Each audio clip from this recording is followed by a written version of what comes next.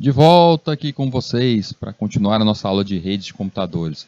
E aí eu vinha falando para vocês, contei um pouco sobre a história, a evolução dos computadores e chegamos até o ano de 1959.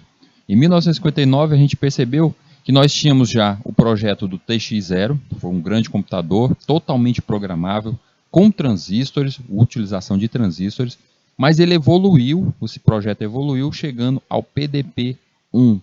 E o PDP-1 aí ele traz o início das redes de computadores. Foi nele que foi pensado a primeira comunicação entre duas máquinas. E para que exista a comunicação entre duas máquinas ou qualquer comunicação, é necessário que exista um protocolo de comunicação. Como no caso aqui no nossa fala, a língua portuguesa. Então é necessário que exista um protocolo de comunicação e ali o PDP foi o primeiro, bem no iniciozinho ali, de modo arcaico, essa conversa, mas foi o primeiro a ter essa conexão entre duas máquinas. As duas máquinas tinham que ser computadores PDP, eles tinham que ser dessa mesma aí, para que os dois tivessem o protocolo de comunicação.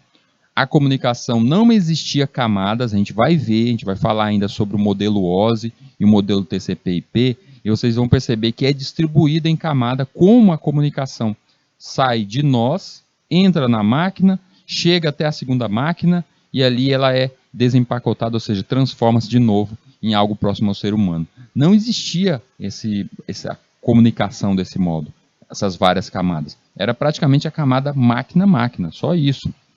Eletricidade, eletricidade e acabou. Era praticamente somente uma camada, mas era o início dos protocolos de comunicação. Bora retornar aqui e ver um pouco mais sobre a história desse grandioso computador, o PDP-1. E aí o PDP-1, temos ali como curiosidades desse computador, ele podia ser equipado com impressoras online e offline. Online e offline offline, eu poderia conectar diretamente a ele uma impressora. A impressora daquela época, é claro, né, gente? Uma impressora. Mas eu poderia ter na segunda unidade, ou seja, eu tenho dois computadores PDPs conectados. Tenho dois conectados ali. E nesses dois computadores conectados ali, eu tivesse essa máquina de escrever da IBM, mais próximo da impressora que a gente tem ali naquela época, eu tivesse conectado a uma máquina. Eu conseguiria enviar a mensagem para que houvesse ali a impressão daquela máquina. Percebam só a grandiosidade disso. Vocês já devem ter ouvido falar sobre o fax. O fax pode-se dizer que ele começou com essa ideia bem aí. O que é o fax? O fax antigamente, quando não tínhamos a rede, não tínhamos a tecnologia que temos hoje em dia, se você quisesse mandar alguma coisa para uma pessoa que estivesse longe de você, um texto, um documento, alguma coisa, você mandava por fax. E aí lá do outro lado, através da linha telefônica, um outro fax naquele local conseguiria imprimir o que você estava enviando. Então pode-se dizer que o PDP tem ali em si o início dessa questão do uso da impressão de modo online. Então essa conexão, quando se falar em compartilhamento de impressora dentro de uma rede local, numa rede LAN, quando se falar isso, vocês podem lembrar que tudo começou com o PDP. Além disso, se eu queria enviar algo do primeiro computador 1 para o computador 2 e lá fosse impresso, eu preciso criar ali, eu tenho alguma coisa amigável, uma edição de texto, ou seja, então ele foi o nosso primeiro computador que tinha nele um processador de texto anexado a ele, um software que já tinha uma programação de texto. Além disso, ele também, por ser de modo geral, de uso geral, ele foi utilizado para diversos modos. Um deles, os estudantes do MIT que tinham acesso a essa máquina, usaram o PDP-1 para tocar música em harmonia de 4 partes, usando algum hardware especial. Então eles conseguiram utilizar ali um hardware para aceitar a transição de som e conseguiram tocar ali uma música diretamente desse computador. Então a gente pode dizer também que o PDP-1 foi o primeiro computador a conseguir ter uma caixa de som, conseguia tocar algo como a música. Outra curiosidade que a gente pode falar sobre o PDP-1 é que ele também foi utilizado em suas horas vagas, tá? Os estudantes estavam ali, vamos produzir algum software, vamos produzir algum algoritmo especial, e aí foi nele que foi criado o joguinho chamado Space War. Ele foi utilizado também na criação de jogos. Não é datado como ele sendo o primeiro jogo criado de forma digital. Não é datado como isso, utilizado dessa forma, criação de jogos. A gente viu em outros computadores a utilização até de jogos como o jogo da velha, mas ele como criador de primeiro jogo, então ele não é datado como isso, não é dado para ele esse valor, porque existiram outros projetos. Mas a criação desse joguinho, o Space War, foi feito aí porque ele tinha, além da questão da sonorização, que eles conseguiram fazer um hardware de som para ele, ele tinha também esse monitor que aceitava esses comandos. CDC 6600 ali em 64. O que tem de bom no CDC, esse computador aí? Ele era uma máquina que era uma ordem de magnitude mais rápida do que o anterior, o 7094 da IBM. O segredo da velocidade dessa máquina estava no processamento paralelo. O CDC era uma máquina que estava há décadas à frente do seu tempo, servindo de base para muitos projetos de computadores modernos. O interessante do CDC que eu trago é na questão da arquitetura com núcleos.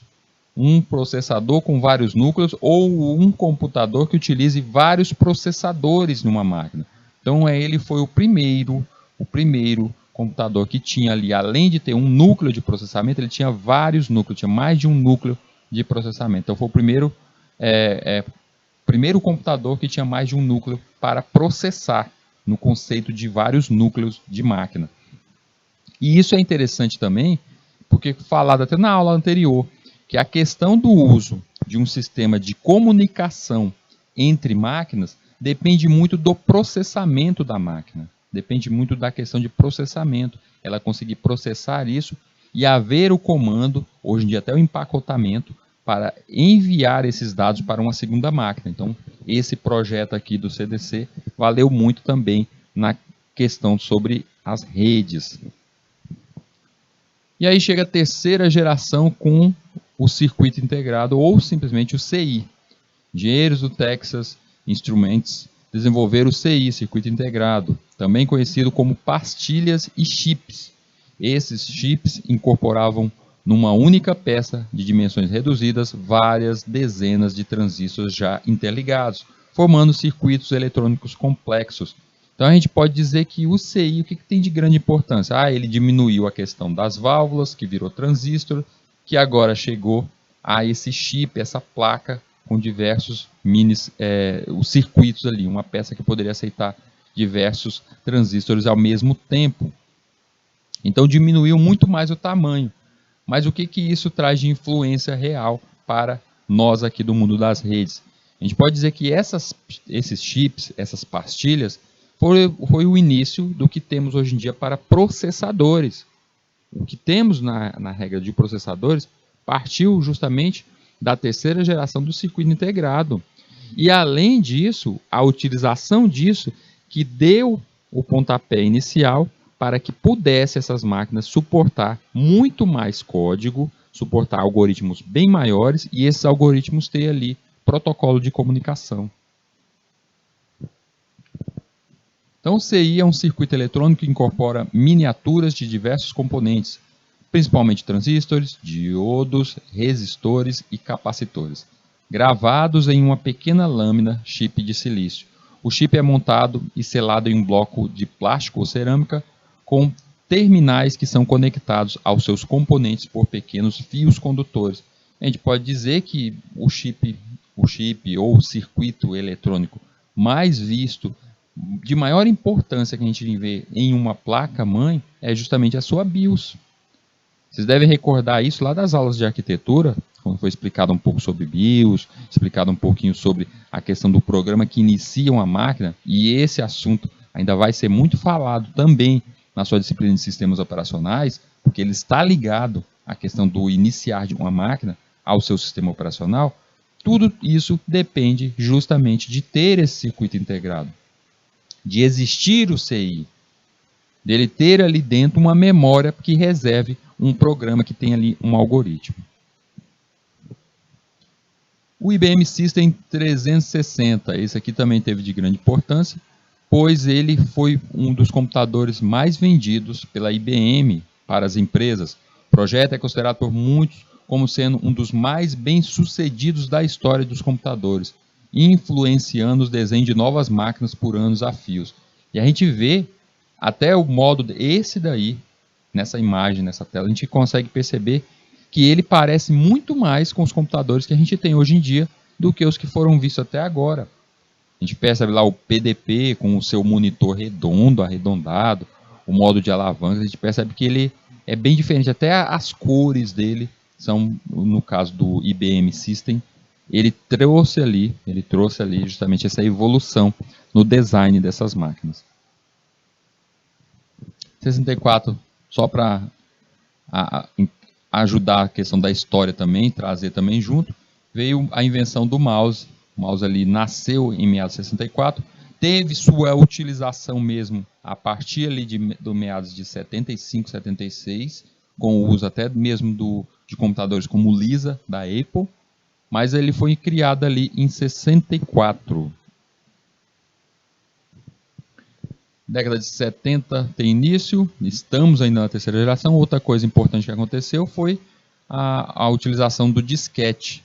A terceira geração foi marcada pelo uso do disquete de memória, um pequeno objeto quadrado denominado disquete, cujo termo em inglês é flop disk.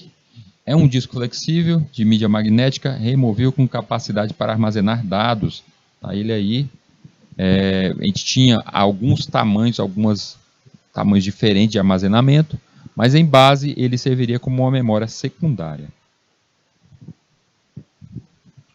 Os disquetes inicialmente tinham os tamanhos de 8 polegadas, os 200 milímetros, e posteriormente seu tamanho foi reduzido para 5,1/4 polegadas, 136 milímetros. Então logo os disquetes de 3,1/2 polegadas, de 90 milímetros, esses daí foram os que podemos dizer que mais foram difundidos, se tornaram mais comuns, sendo um disco de armazenamento amplamente utilizado em meados de 70 até o início ali dos anos 2000. Até 2000 a gente ainda encontrava computadores ainda com essa entrada aí para disquetes, para a utilização e gravação desses disquetes.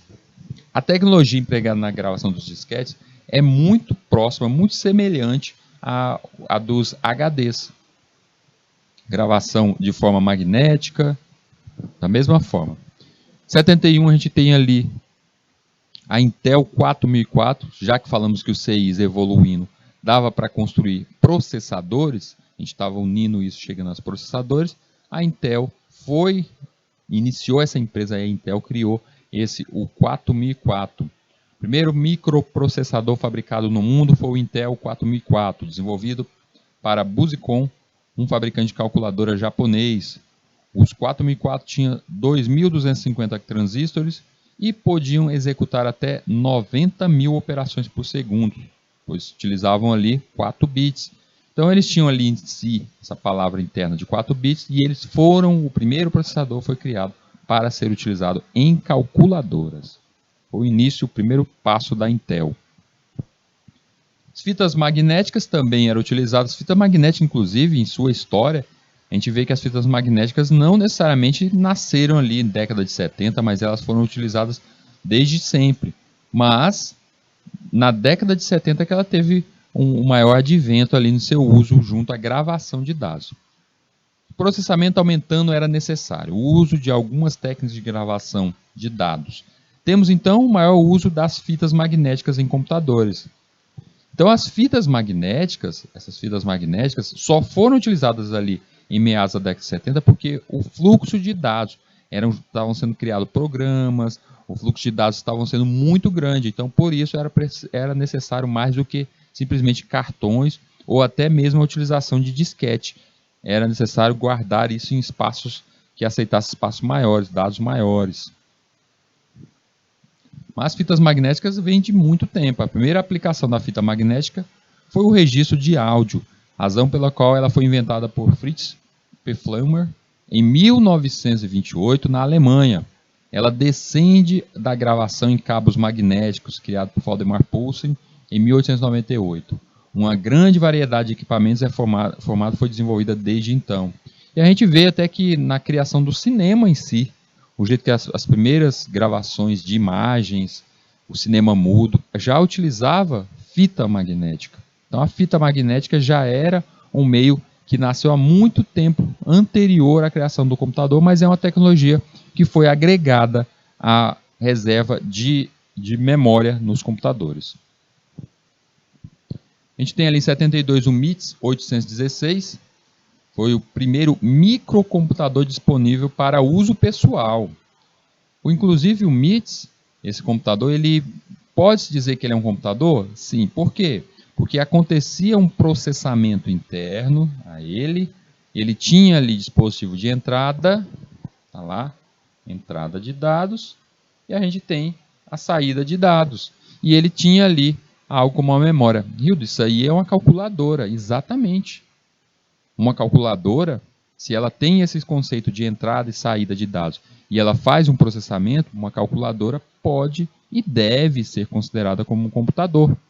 Então, o primeiro microcomputador disponível para uso pessoal foi justamente esse daí, em 72, o MITS. Inclusive, o dispositivo apareceu na edição de setembro de 1969 da revista Model Rocketry. Outros kits para o mercado de robista e em modelagem de foguetes seguiram-se. Então, ela foi utilizada como parte daquela... Vocês já devem ter visto aqueles kits de montagem de robistas. Você chega, tem aquela revista que sai... todo mês sai um pedacinho de um robô para você montar. Todo mês sai uma parte de um aviãozinho que você vai montar aquele aviãozinho. Então, nessa revista, veio as partes, passo a passo dessa calculadora aí, desse mini computador, para que os robistas pudessem montá-lo. Em 73 a gente tem o Alto, o Xerox PARC Palo Alto Research Center, primeiro microcomputador pessoal completo, totalmente funcional, incluindo monitor. Então, até o momento, a gente vê computadores que têm memória, uns têm processador ali, já de forma evoluída, outros têm entrada de dados, tem gravação, mas o primeiro que continha tudo isso, desde monitor, teclado, entrada de dados, saída de dados, como conhecemos hoje em dia, foi esse computador feito pela Xerox, o Alto. Ele tinha em si, ele foi utilizado principalmente para a questão das empresas, tá? Ele era utilizado principalmente das empresas, mas ele foi construído originalmente para o uso pessoal. O Xerox Alto foi um microcomputador pioneiro desenvolvido no setor da pesquisa da Xerox PARC, da empresa Xerox Corporation, em 73. Foi o primeiro a utilizar a metáfora da mesa de trabalho, porque ele tinha ali aquela condição de você sentar na frente em uma mesa, na frente da mesa ali com o seu computador na sua frente. Então, foi o primeiro que teve esse intento da mesa de trabalho, ou simplesmente dizer, eu tenho um computador do tipo desktop, computador de mesa. Então, foi o primeiro que teve esse conceito. Tinha uma interface gráfica de usuário, então diferente de outros que era somente aquela tela preta, que vocês já estão acostumados, principalmente nós aqui que a gente estudou muito utilizando a linguagem C, só aquela telinha preta, mas aqui já começou a ter uma interface gráfica, começou a aparecer as primeiras cores. Ele tinha a utilização até de 8 cores, o máximo que ele armazenava ali, 8 cores. Já vinha também com a questão do mouse, utilização do mouse que a gente viu que foi criado ali em 64, e aí ele já vinha também com a utilização do mouse e tinha em si a ligação com a impressora, mas ele não utilizava protocolos de comunicação, ele não tinha isso. Então era necessário que eu gravasse nele e levasse isso para uma outra estação de trabalho. O Altair 8800, primeiro microcomputador pessoal produzido industrialmente para a venda em massa. Aí sim, a gente vê que esse daqui tinha tudo, já tinha com monitor, o Alto tinha tudo isso, mas ele era produzido, poucos foram produzidos. Apesar de ele estar completamente pronto com monitor, teclado, dispositivo de entrada e saída, processamento, mas ele não tinha em si o intento de ganhar o mercado a ponto de ser difundido, várias pessoas utilizarem, várias empresas utilizarem. Já o Altair 8800, ele sim, ele tinha essa questão do uso. Então, pessoas comuns já começaram a comprar esse computador, principalmente estudantes de matemática utilizavam esses computadores. A revista popular Electronics anunciou o Altair 8800, baseado no Intel 8080, sendo um sucesso de vendas. E nele tinha uma coisa um pouquinho diferente. O outro, a gente viu que o Palo ele já tinha uma interface gráfica. Já o Altair, ele tinha já em si uma linguagem utilizada por ele, que era a linguagem BASIC. Na linguagem BASIC, ele foi criado justamente pelo Bill Gates e Paul Allen, que eram os fundadores, que seriam os fundadores da Microsoft. Lembrando que aí nessa época, 75, não existia a Microsoft. Bill Gates e Paul Allen, eles estavam trabalhando como desenvolvedores junto a essa empresa, e nessa empresa, na criação do Altair 8800, eles trabalharam com essa linguagem nova, sendo utilizado pela primeira vez o termo computador pessoal. É por isso que até mesmo, hoje em dia, quando se fala de o computador pessoal, ou personal computer, se agrega muito esse nome ao Bill Gates. Fala que foi ele que criou esse conceito. E é até por isso que quando no início dos computadores vendidos pela Apple, Steve Jobs sempre falava que os computadores da Apple não eram PCs. Por quê? PC, Personal Computer, ou seja, computador pessoal, que era um nome que o arqui-inimigo dele ali na época tinha dado aos computadores, que era computadores pessoais. Então ele dizia que a Apple, os computadores da Apple lançados, não eram PCs, e até hoje ainda se fala nisso. É um dos slogans que a Apple, na venda dos seus computadores, sempre diz que os computadores deles não são PCs, são mais do que PCs, são obras de arte. Então era justamente para se desligar, se desvincular desse nome que foi dado ali por Bill Gates nessa época. E aí, nesse caso aí, vamos falar um pouquinho sobre a Microsoft, que em 75, Bill Gates e Paul Allen conseguiram, junto na construção do Altair 8800, eles conseguiram ali ser reconhecidos, pois estavam criando essa nova linguagem aí, que era a BASIC, que é muito utilizada até hoje em dia ainda, está dentro da Microsoft a utilização dessa linguagem BASIC. Em 76 é lançado o Microsoft Fortran. Os dois, o Gates e o Allen, lançaram, no caso, a linguagem Fortran para computadores baseados em CP/M, ou microcomputadores. Então, no caso, eles não estavam a produzir computadores. Se a gente for olhar a Microsoft, a gente sempre tenta igualar a Microsoft e a Apple, mas se a gente for olhar realmente a Microsoft, ela não produz computadores, ela produz software.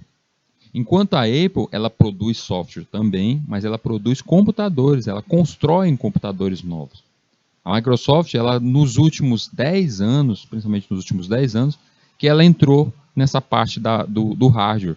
Mas ela passa esse serviço para outras empresas, como é o caso da Intel, que faz os seus processadores.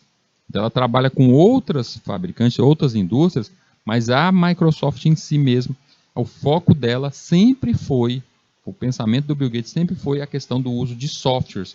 E aí, após ele ter criado, junto com o seu parceiro Paul Allen, a linguagem BASIC, ele lançou a linguagem Fortran, que também fez muito sucesso, porque ela poderia ser implementada em computadores já no mercado.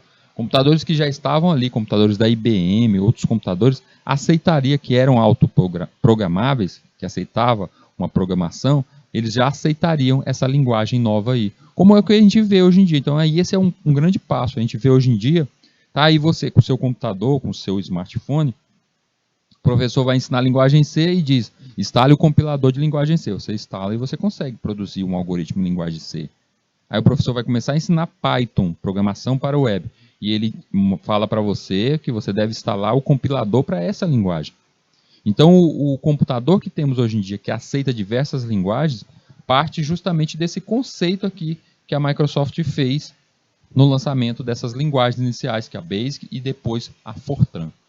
Em 82, a Microsoft começa a desenvolver aplicações para o Macintosh da Apple, lança o Microsoft COBOL e a planilha eletrônica Multiplan para MS-DOS. No ano seguinte, anuncia a Microsoft Word e o Microsoft Windows. Então a gente percebe aí, eu sempre gosto de deixar a dica para vocês, quem quer se aprofundar um pouco mais nessa história, nessa faixa aí, dessa história aí, entre a criação da Apple e a criação da Microsoft, tem um filme muito legal, muito bom mesmo, que se chama Piratas do Vale do Silício. Procure ele, é facinho de achar, gente. Tem até no YouTube. Tranquilo, vocês assistem. É pura diversão. Ver justamente o embate entre o Bill Gates e o Jobs, o que criou essa rivalidade até o fim da vida ali do Jobs.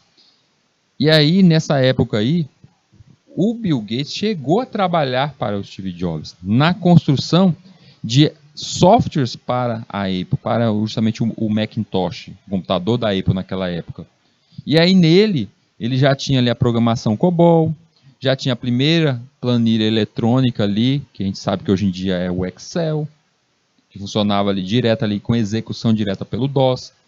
A gente tem ali também a criação do primeiro editor de texto também que fez parte da Apple, e tinha o projeto Windows, que era anunciado, que foi criado ainda com na produção do Macintosh.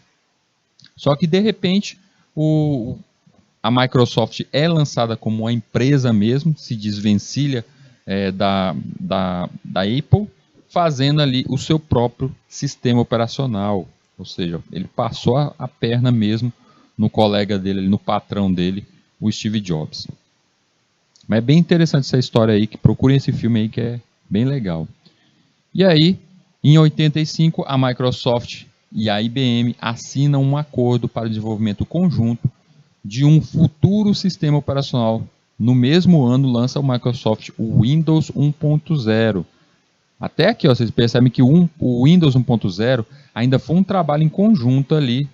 Foi retirado, no caso o sistema Windows foi retirado da Apple e chegou no final, a Microsoft se uniu à IBM, que era algo que era totalmente contra a filosofia do Steve Jobs. Ele não queria de forma alguma trabalhar com a IBM. Ele chamava até a IBM de os homens de preto.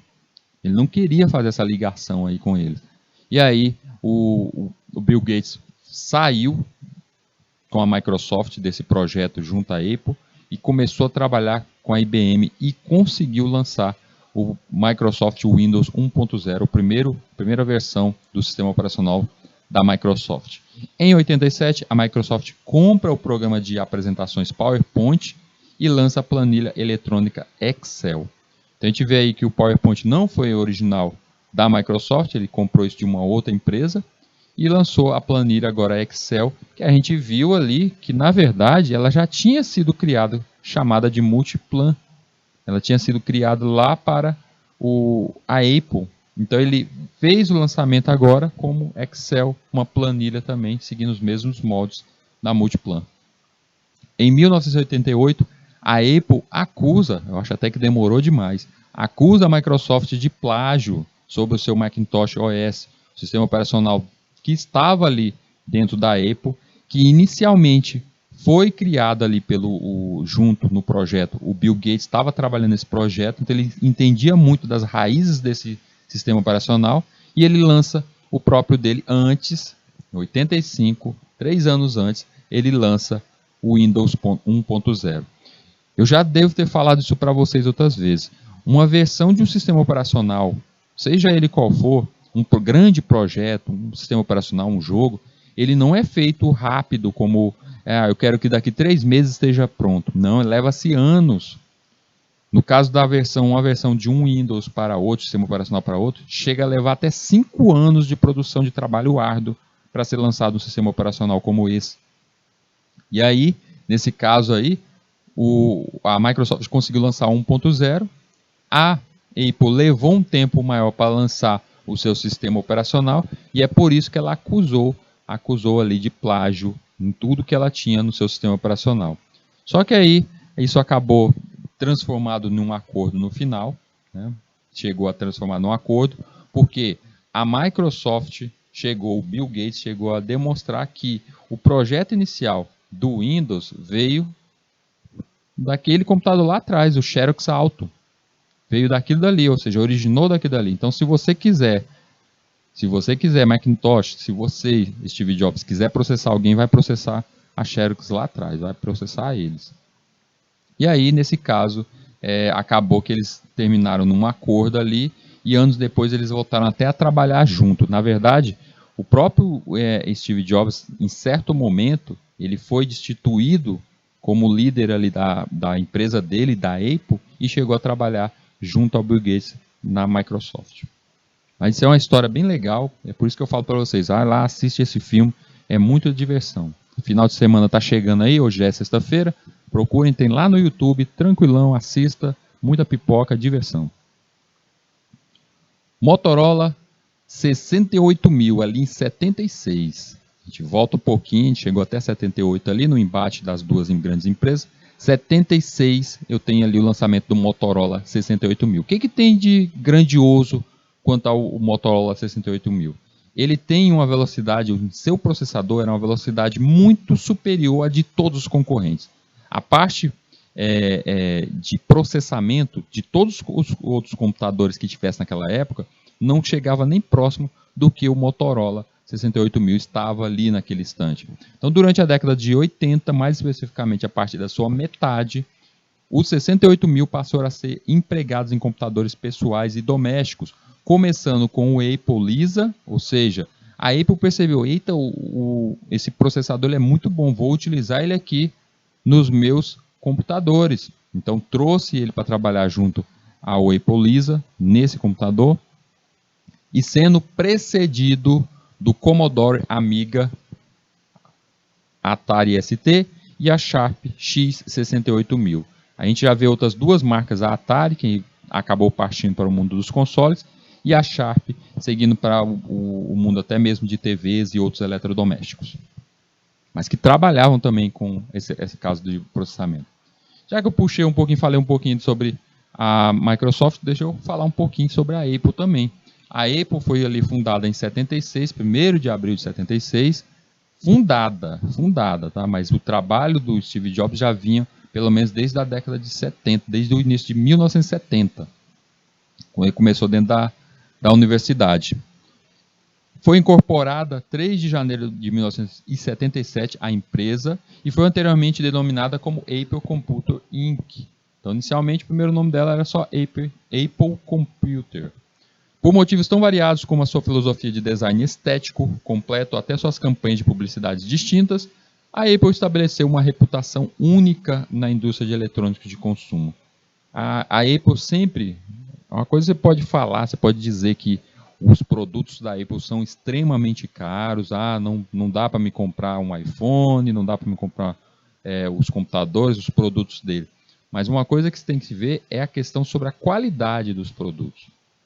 Basta que você faça uma comparação como o uso até mesmo de memória RAM nos computadores deles. Enquanto sistemas como um sistema Windows pede algo, vamos para esse último agora, o Windows 11, ele pede que você tenha no mínimo 8 GB de RAM. 8 GB de RAM, que é uma coisa mesmo alta, 8 GB de RAM. Enquanto a gente vê que os computadores da Apple, o seu sistema operacional, ele pede a partir de 2 GB de RAM. Ou seja, eles conseguem muito mais utilizar a memória desse computador de uma forma bem melhor. A gente viu isso lá na nossa disciplina de lógica, essa otimização, a melhor uso. A gente teve uma aula exclusiva só falando sobre essa questão, sobre o melhor uso da memória. E a Apple, ela tem muito a isso, utilizar da melhor forma possível o seu hardware. Os computadores lançados ali inicialmente pela Apple tem o Apple I, 76. Steve Wozniak projetou o Apple I e utilizou o processador 6800 da Motorola. Eu acho que não é 6800 não, aqui é o 68000 da Motorola. Ao invés do popular 8080 da Intel, A gente já vê aí ela se dividindo, seguindo um caminho diferente aí até da Intel. Um amigo de Wozniak, Steve Jobs, teve então a ideia de vender o computador. Ele criou esse primeiro computador e aí os dois começaram a vender. Já o segundo projeto da empresa, o Lisa, esse aí tem realmente parte fundamental do Steve Jobs. O Lisa foi um computador pessoal, PC, a gente vê até na carinha dele, ele é bem mais bonito, diferente desse projeto que a gente vê que é bem feito, bem manual, é algo bem manual.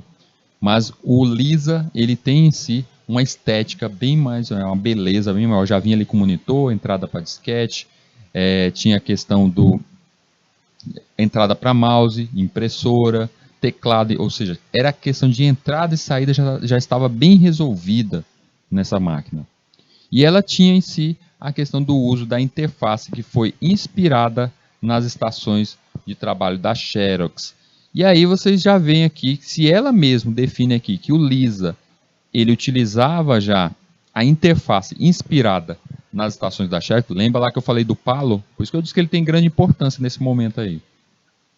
Ele busca a interface lá do Palo. E quem fez isso? Aí é a partir dessa época aí do Lisa que a gente vê que tem o dedo do Bill Gates. Ele estava se inspirando no trabalho da Xerox e por isso que anos depois ele foi processado e aí demonstrou que não, o trabalho, isso aí você não pode me processar dizendo que eu estou copiando o seu projeto, o projeto do Lisa, o projeto do seu sistema operacional. Eu estou inspirado no projeto da Xerox. Então, se eu copiei, você também copiou.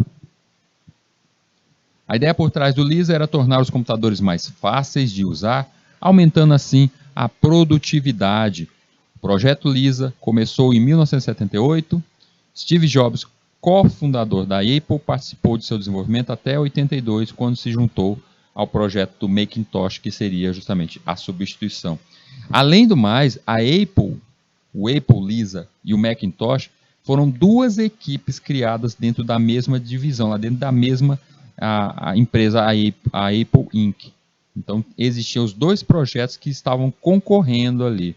Muito se fala até mesmo que o modo de administração do Steve Jobs nessa época, de dar ali margem a essa competição interna dentro da empresa, foi um dos momentos que fez com que a própria Apple deixasse que outras empresas como a IBM e a própria Microsoft tomassem grande parte do mercado. Quarta geração, uma nova era na computação. O circuito integrado CI é um circuito eletrônico miniaturizado, composto principalmente por dispositivos semicondutores, sobre um substrato fino de material semicondutor. Então, a placa CLVI é uma placa que aceita muito mais transistores. Ela agrega até 100 mil transistores. E aí isso a gente pode dizer que é o primeiro passo para nanotecnologia. Já tem a nanotecnologia. Quero lembrar vocês que todos esses computadores aqui da época de 70, principalmente a 80, ou a sua grande maioria, eles já começavam a ter essa comunicação entre as máquinas. É o caso do Lisa 2. Você conseguia já interligar dois Lisas 2, porque eles tinham em si já o próprio protocolo de comunicação. Então já existia uma rede já para que eles funcionassem. Mas eu conseguiria conectar o Lisa com um computador da IBM, como o IBM 360? Não. Por quê? Porque são protocolos diferentes. Então, cada empresa estava fazendo com que as pessoas utilizassem suas máquinas, se tivesse mais de uma naquele local, que elas pudessem se comunicar, mas não existia ainda uma regra de quais os protocolos. Era como se cada um dos computadores criados por sua empresa tivesse uma linguagem própria. Não existia uma padronização. E por esse motivo, se você comprasse algo para a sua empresa como o Lisa, o computador Lisa, e você quisesse adquirir um segundo, você ficaria meio que obrigado a comprar mais um Lisa para que eles se comunicassem. O VLSI, ainda mais avançado que os circuitos integrados, era um circuito de larga escala, LSI, 1000 transistores por chip. Em larguíssima escala, o VLSI, 100 mil transistores por chip. O uso desses circuitos na construção de processadores representou outro salto na história dos computadores. As linguagens mais utilizadas eram a Prolog, a FP, a Unix. Veja aqui que isso aqui vai render aqui um sistema operacional. E o início da utilização da linguagem C, aí é aquela que a gente viu aí na nossa disciplina de linguagem de programação. Foi criada ali na década de 80. Logo, em 1981, nasce o 286, utilizando slots ISA de 16 bits e memória de 30 pinos. E aí, a gente tem que ver que teve a IBM entrou no mercado do computador pessoal. Ela trouxe o IBM PC. Esse IBM PC ele já vinha com o nome como computador pessoal e ele seguia a tendência natural da utilização de interface. O IBM PC, tem o dedo também do Steve Jobs, do Bill Gates. Vocês viram ali, eu falei agora há pouco, que o Bill Gates ele começou a trabalhar até na questão do sistema operacional junto à IBM. O primeiro Windows, o Windows 1.0, tinha o dedo ali da IBM junto. Esse primeiro PC tinha um clock de 4.77 MHz, microprocessador, o Intel, ele utilizava o Intel e não o Motorola, o 8088, e usava sistema operacional MS-DOS da Microsoft, tornando-se o computador mais vendido da história. Então o IBM ele tinha o MS-DOS da Microsoft. Podemos dizer que ele tinha o início do Windows, o primeiro Windows, podemos dizer que ele foi lançado junto à IBM, a um computador da IBM. Esse computador teve muita venda, porque principalmente o governo dos Estados Unidos adquiriu muitas unidades para serem usados na educação, serem utilizados dentro das escolas. Foi a partir daí que começou-se a utilizar computadores na educação básica, além disso, de esses computadores terem uma conexão. Então foi o primeiro, podemos dizer que foram as primeiras redes LANs dentro de escolas. Pessoal, vamos para mais um intervalo de 3 minutinhos e a gente já retorna.